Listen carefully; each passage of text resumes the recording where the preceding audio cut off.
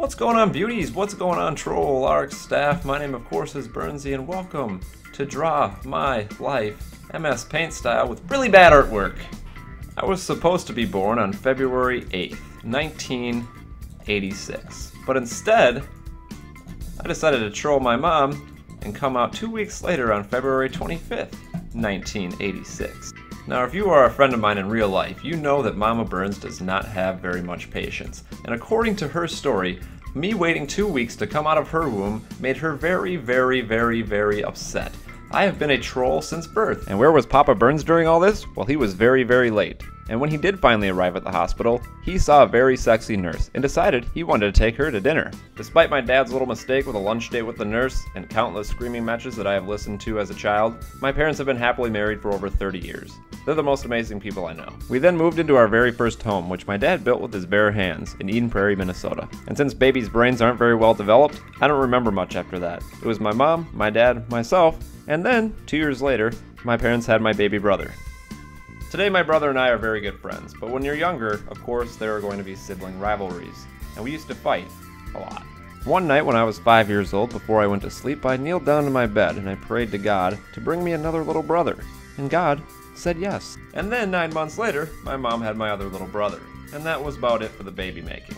It was myself, my two brothers, my mom, and my dad, and we were one big, happy family. The one lasting memory from that first house was when I was out in the yard chopping down a tree that my mother very much liked, and Mama Burns was not very happy with me. The first friend I ever made was born 1 month after me, and he lived down the street. His name was Brett, and we were best friends, inseparable. When I was 9 years old, my dad started his own business, and we had to move away. Me and Brett remained friends, but it was still really hard. While we waited for my mom and dad to buy a new house for us, we moved into my grandma and grandpa's house in Burnsville, Minnesota. And the best part about grandma and grandpa's house? Well, they had cable TV, and we didn't. This is when my grandpa introduced me to Twins baseball. We used to watch the game every single night, and he would make me popcorn, and the Twins, well, they really sucked. Then we finally moved into our new house. Yay, new house! And the school my mom wanted me to go to was full, so I had to go to a different school, and it sucked. I didn't make any friends there. I thought everyone there was an asshole. I was only at that school for a year, and then I went to the school my mom wanted me to go to, a private school. And I was able to make plenty of friends. There were no assholes here. More childhood memories in the summertime. We used to go up north to my uncle's cabin. It had a nice big lake where you could swim and fish, and there was a pontoon boat, and you could water ski and all that fun stuff. It was a good time. It was so much fun that these days my mom is trying to convince me to buy a cabin. Apparently my mother thinks that I am a millionaire. My mom would drive me and my brothers to school every day, and her car had a temperature gauge on it, and before we went into school we would guess the temperature. I think my mom cheated in this. She seemed to win quite a bit. Then fast forward to high school. I went to a private high school and my grades were not really that great. I kind of just wanted to play video games. Probably a little bit more than I should have.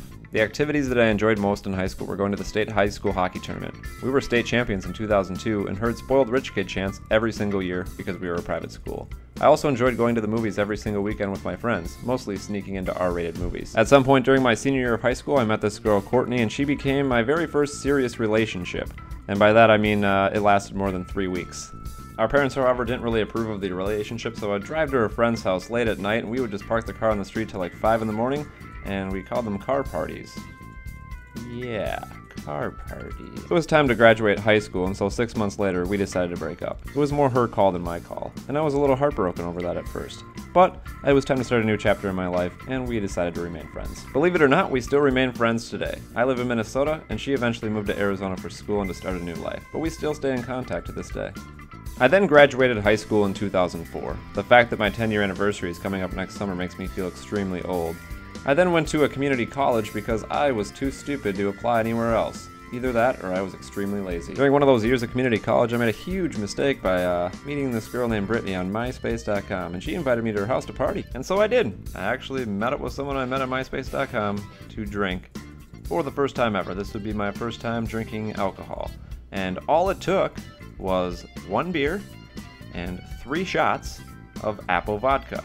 And this is what happened next. I remember nothing of that evening, and I woke up on a strange couch at 6 o'clock in the morning, wondering where in the fuck I was, and there was a strange man laughing on the floor. And we remained friends, and the house was then known as the Crunk House. And I would invite my friends, and she would invite her friends, and we would get drunk all the time. Every single day. So drunk always. We were young, making stupid mistakes, and I hope you understand. This is also where I met my best friend today, Caleb, and he came up with the idea of when we throw a party, in order for you to get in, if you were a woman, we would make you show your tits. And so we would stand outside the door and tell them that they would not be allowed in to drink the keg beer unless we saw tits. Legendary moves on a daily basis. On one of these crazy party nights, I was drunk, just minding my own business, and this girl came up to me whose name I still cannot remember, and she just started randomly making out with me. And one thing led to another, and yeah, mistakes were made. This woman was a stage 5 stupidity clinger. After one night of drunken stupidity fun, she apparently thought that I was her boyfriend, and I had to let her down with a strong no. All of the fun of the Crunk House came crashing down one day when we decided to throw one last huge party. We had kegs, we had a tub full of WOP, which if you don't know what that is, it's basically fruit punch and vodka in one big giant tub.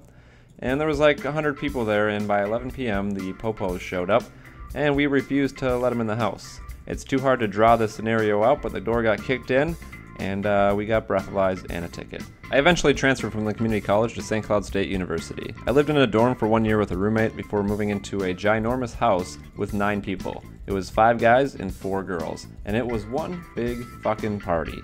When I was in college, I worked at a liquor store down the street about 4 or 5 days a week, and usually when I get off my shift at 10 p.m., I'd head downtown to the bars. This school was known for a lot of parties, and every night there was something going on. I was drunk a lot, and that was stupid. Eventually it made my grades slip, and I was disinterested in class, just was not interested at all. And so when my roommates were at class, I stayed at home in my room and slept in and played a whole lot of video games. It wasn't very smart, but that's how it happened. I eventually left school and moved back home. My parents were absolutely furious that I had quit school, and I eventually was unemployed for a while. About 1 year later, I finally was starting to get my life back on track. I enrolled in Minnesota School of Business and started attending class. I also was offered a job by my best friend Caleb's dad in Wells Fargo Insurance, where I was making the most money I've ever made, $13 an hour to sit at a computer and answer phones. Minnesota School Business became the biggest joke of a school ever. It's basically a scam, so I stopped going. I was more interested in work. Without class, I could work more hours and make more money. And we all know, with money, you can buy things. I guess you could say this is where money whoring began. In January of 2011, I left Wells Fargo Insurance because it was basically just an internship. So I went to a different department. And in January 2011, I also started my YouTube channel. You guess you could say, that's when MinnesotaBurns was born. My life had took a turn in a positive direction. I was being very successful at work, achieving my sales goals every single quarter and getting a lot of recognition. In my spare time, I was busy building my YouTube channel. I had stopped drinking, I had distanced myself from friends who had negative influence on my life. I was becoming extremely happy, entertaining a lot of people. In July of 2011, my channel had grown to 7,000 subscribers, and I met the Youch partnering manager, Jimmy or Chaos Silencer, and he told me, you can make money on YouTube, and offered me a partnership. Myself and Jimmy have grown real close, and I consider him one of my best friends, not only on YouTube, but in real life. I love you, buddy. We also met Mr. Technical Difficult, or Kyle, and then met up with him in real life at Seattle's PAX Prime. We do PTFO live together, and I consider us all really good friends. In the summer of 2012, my YouTube channel was taking off. It was going viral, so to speak. 10,000 subscribers, 50,000 subscribers, 100,000 subscribers, 200,000 subscribers, 300,000 subscribers, 500,000 subscribers, and eventually, I took my job at the bank and quit, and did YouTube money full time. And I love my life so much right now. It is the greatest thing in the world to entertain all of you beauties 100% of the time. In early 2013, I hit a huge milestone. My channel had hit 1 million beauties. And I'll never forget the night where a lot of us were sitting on Twitter refreshing the page so many times watching the same featured video over and over again. But I'll never forget that day, and I'll forever be grateful for you guys supporting me. And that's my life so far, and I'm really happy how it's turned out. I have a lot of positivity in my life, I'm happy, and I have a lot of people who support me. So thank you so much for stopping by and listening to Draw My Life and watching me suck at arts and crafts. Stay beautiful, keep your tongues off the windows, and I'll see you beauties later. Bye.